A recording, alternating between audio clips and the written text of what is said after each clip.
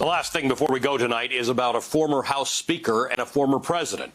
John Boehner's forthcoming memoir keeps generating headlines over Boehner's choice words for some fellow Republicans. Ted Cruz gets some extra unfiltered criticism in the audio version. P.S. Ted Cruz, go f*** yourself.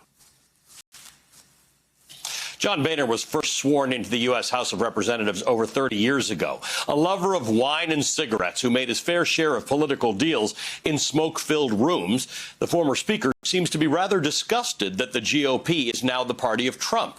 Reporting on another excerpt from the book, the New York Times states Boehner was exceedingly candid when sharing what he really thinks of Donald Trump. He blames 45 for losing the Senate and for inciting the deadly Capitol riot on January 6th. Boehner seemed to take the latter quite personally, writing, quote, "I'll admit I wasn't prepared for what came after the election, Trump refusing to accept the results and stoking the flames of conspiracy that turned into violence in the seat of our democracy, the building over which I once presided," end quote.